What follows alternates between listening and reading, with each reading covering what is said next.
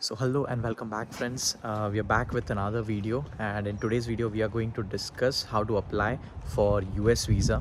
The basic process is to fill up a DS-160 form, and after that, that's just the payment method that we're supposed to do. And the last step is the scheduling an appointment for the US visa. So these are the things that we will be discussing in today's video, and without further ado, let's just get into the video.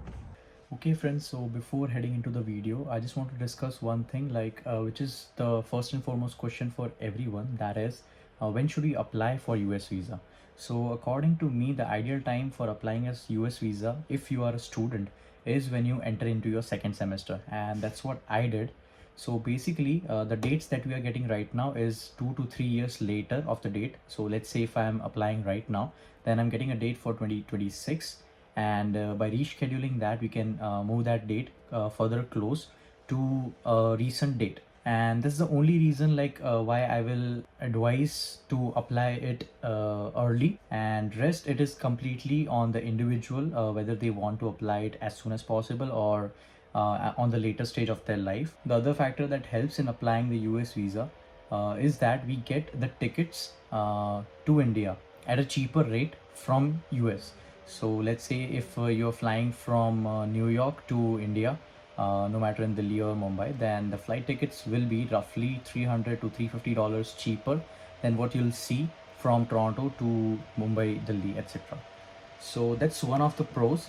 And the other thing is, if you want to explore other places in USA, then that's the other benefit of the US visa. So yeah, as I said, it is not at all mandatory for you that you have to apply for a US visa, but it is a completely individual's option whether they want to do it or they do not want to do it, or they want to do it at a later stage of their Canadian journey. And after that, we'll just head on straight into the video. So I have mentioned both the links, the one where we can find the US visa application and the other one for the payment respectively, in the description. Just check that out and click on that thing. So once you click on this link, you'll be redirected to the US visa page. That is the travel state government. Here you have to click on this tourism and visit, and under that option you have to apply for a visitor visa. Once you click there, the tourism B2 thing that we are supposed to click on, and once you proceed down, there's this DS-160 form, which is very important. And once you're on this DS-160 form, you'll have to enter your location where you'll be applying for. For me, it is usually for Ontario, it is Toronto or Ottawa. And yes, it's simple. You just need to put on that location and then just start the application. So this is the first agreement form. You'll receive your application ID over here. They'll ask for your security question basically, which you'll have to remember.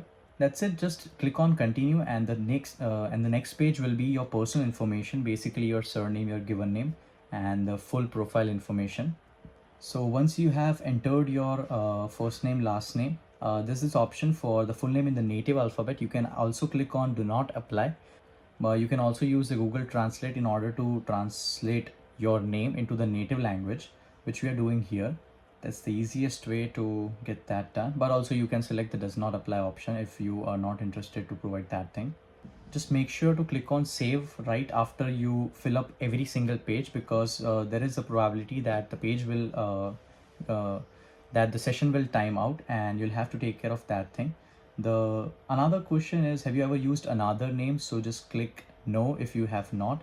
Then do you have a telecode that represents your name? That also is no for most of the cases. And choose your gender accordingly. Your marital status, for me it's single, and the date and place of birth for every individual. So just click on save, continue application, and again go to the next, that is personal 2. Basically some more information about every individual. Click on the country or region of origin, that is your nationality. For me it's India. And it says, do you hold or have you held any other nationality than the one that you have? I'll click on no for that. And are you a permanent resident of a country, region other than the country, region of origin, nationality indicated above? That is also no for me. And here on the national identification number, you can provide your SIN number. I'll just keep it does not apply for all the US Social Security and US taxpayer ID number as well. And we just click on save and continue. Just the next section that we are going on to is the travel information. So basically, you'll have to give your purpose for the trip to the US, and you'll have to select the temporary business pleasure visitor visa, that is B. And under the specific category, we got to select the business and tourism, that is temporary visitor B1, B2. And it says, have you made specific travel plans? If you select any of these, then you'll have to give the intended date of arrival, which is roughly like you can give any tentative date. They are not specific about it, because the dates for the appointment are late as of for now, so this answers may vary. And next comes the intended length of stay in the US. So you can either keep less than 24 hours or 2 days, but if you'll mention 2 days, then you'll have to specify the stay that where you'll be staying. So either you can give your relatives address or your friend's address there, or you can give a temporary hotel address over there as well. And the other question is the person or the entity paying for your trip. So you'll be paying for yourself. That's for the case here. And it's just save continue application. So the next page is the travel companions. Here it'll ask for whether you are traveling on your own or with any other person. So if you select yes, then it'll ask for a group or an organization, and you'll have to mention which group or organization you are traveling with. But as of for my case, we're traveling alone, so we'll just click on no, save, continue. And the next is the previous US travel information. Here the questions are, have you ever been in the US? For me it's no. Have you ever been issued a US visa? Then also it's no. But have you ever been refused a US visa or been refused admission to the United States?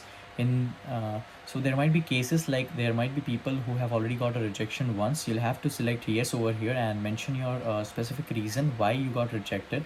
And the other one, the last one for this is, has anyone ever filed an immigrant petition on your behalf with the United States Citizenship and Immigration Services? For me it's no, and for most of the cases it might be no.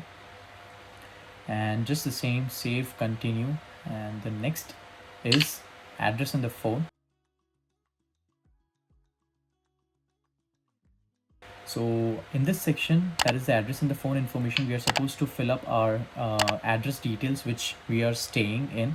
So basically I'm staying in Canada, so that's the information. That is the street address, city, state, postal code and country.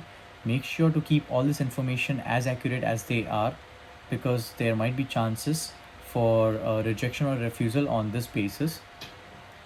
And it will ask if the mailing address is the same. We'll keep it as yes. You're supposed to provide your primary phone number, and we'll just select does not apply on the other options.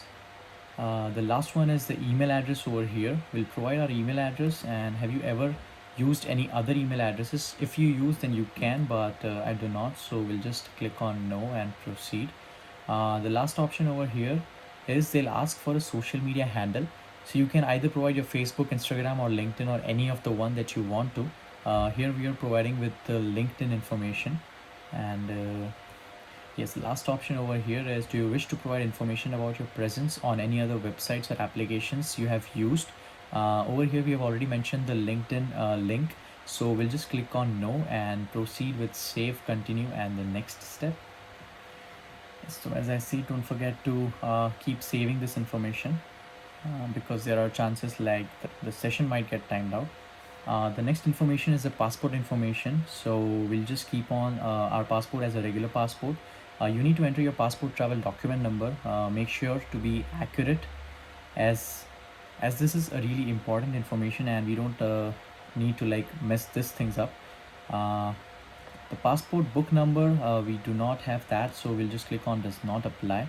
The country or the origin, whichever it might be, the city of issue, the state, province shown on the passport, the country and region, the issue date and the expiration date on it as well.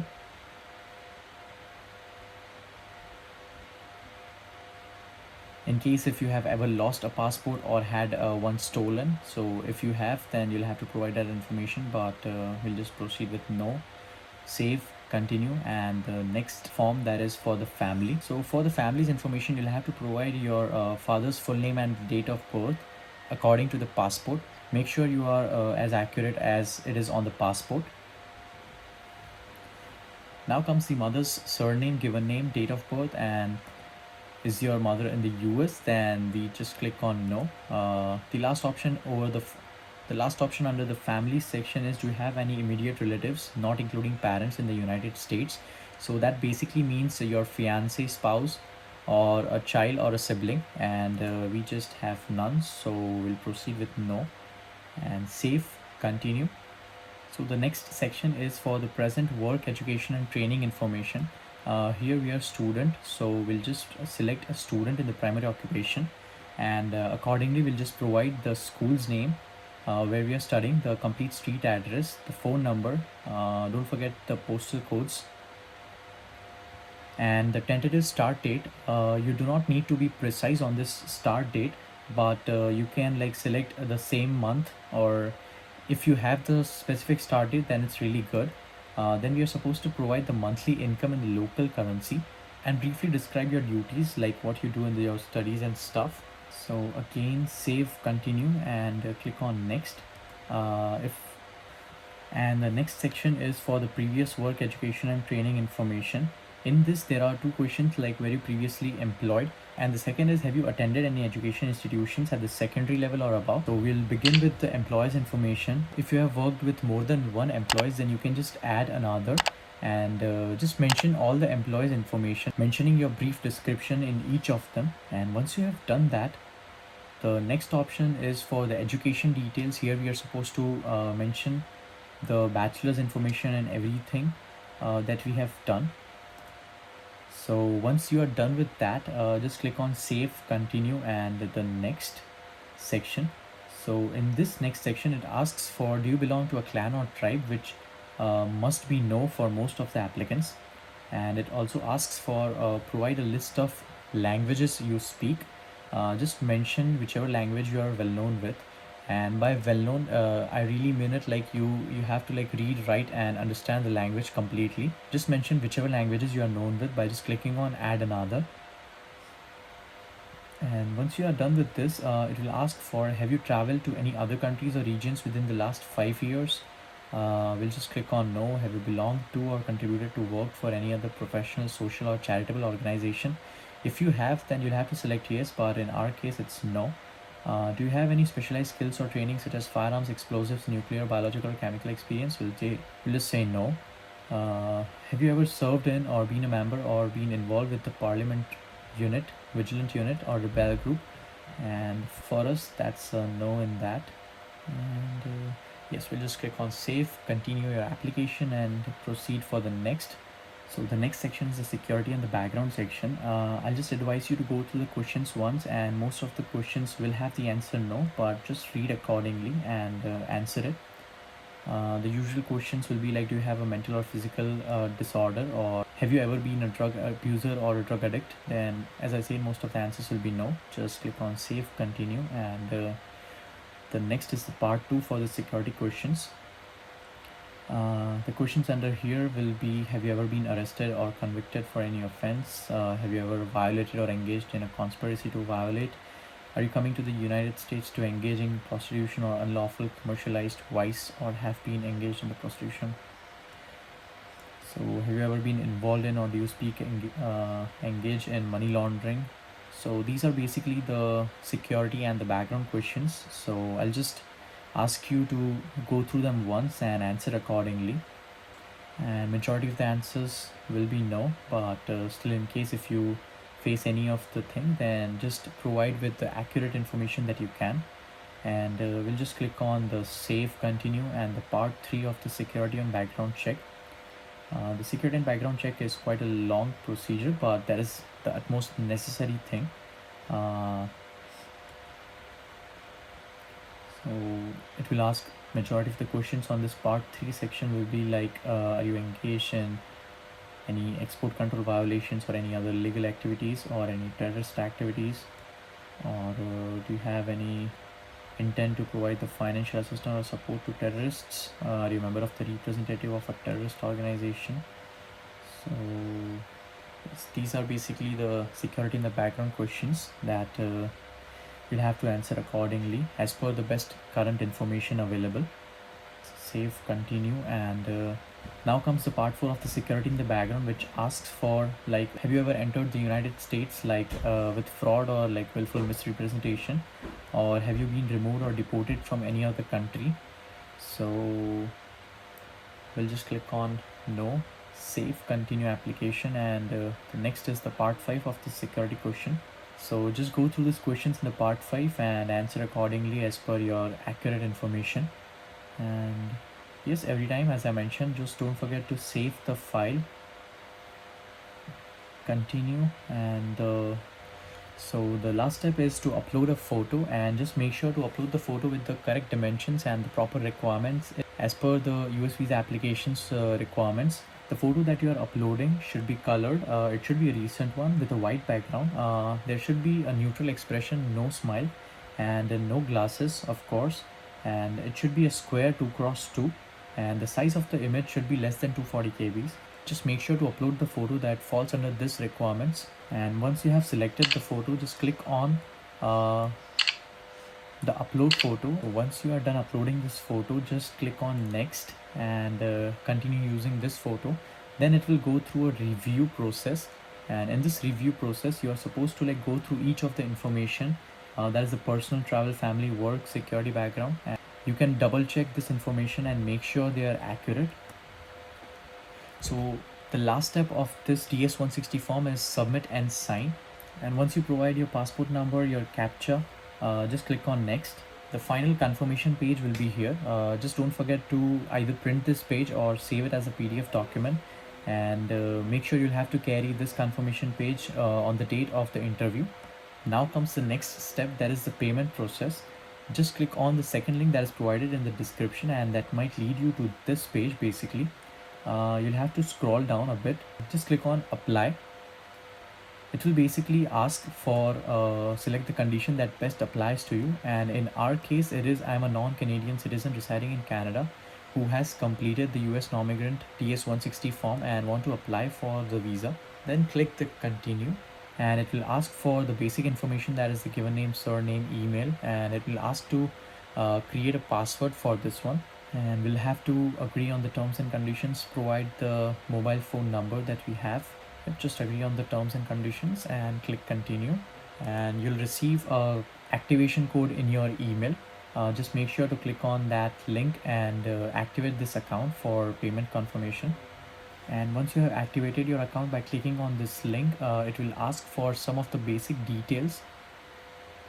Those will be like your given name, surname, the country or the authority that issued the passport, your birth country, your passport number, DS-160 form number, the visa class, and your date of birth. Provide your primary phone number for the text alerts, your email address. And the last two questions are like, were you previously issued a visa to enter the United States, and are you traveling from another country to apply for a US visa in Canada? So in both these answers we'll have no. And then click on the create applicant form. Just verify the details and proceed with yes. Check all the statements that apply. So in our case it is none of the above. We'll just click on confirm. And in case like if you are also applying for your spouse, then you'll have to add another applicant and provide with all the details of them as well, but we are not doing that, so we'll just proceed with this single information. And now it will ask for a province and a branch where you will be collecting your passport. So just select the closest possible option for you. We are in Ontario, and the branch will just select close in Windsor, and then the documents will only be released at this particular branch once the ID is presented by the person who is picking up the documents. So make sure to keep this information also as much accurate as possible, otherwise the passport won't be released. And finally, the payment option for the US visa applications are here. You're supposed to make a payment of $185. You can either pay by a Visa or a MasterCard, or you can pay by Interact. Once again, the transaction is done. So now is the step where we will select our appointment. We'll just need to select the consular section location. If you are residing in Ontario, then you can either select Toronto or Ottawa. So just select any of the earliest date options that are available from the list below. There is also a special service in which they will give the passport at your home address, but that is at an extra fee, which they often call a premium delivery service. We'll just opt out for that one as of for now. And yes, that's basically all the three steps and processes for applying for a US visa. And once you have already applied for the US visa, the next step will be trying to reschedule for the earliest possible dates for the appointment, right? And as I mentioned, like, you just have to keep on checking for that. And if you get lucky, then there are chances that an earliest date will be given to you. That's basically all the processes of filling up the DS-160 form, making the payment process, and booking an appointment. Yes, that's it for today's video. And in case if you want to check out for the interview questions that are asked, then I have already made a separate video on it. You can check that one. And in case if you have any questions, then do let me know in the comment section. I'll try to answer as much accurately as I can. But also at the same time, just go through the US visa consulate website. Don't forget to share this video with your friends who are thinking to apply for an US visa and are confused about the application process. And I have tried to keep things simple as much as I can, and I hope it helps. So that's it for today's video, guys, and if you like such content, then stay tuned on my channel. Hit that subscribe button, share this video with your friends, and stay tuned for more such informative videos. Then we'll meet you in our next vlog. Till then, bye bye, stay blessed, stay safe, and keep smiling.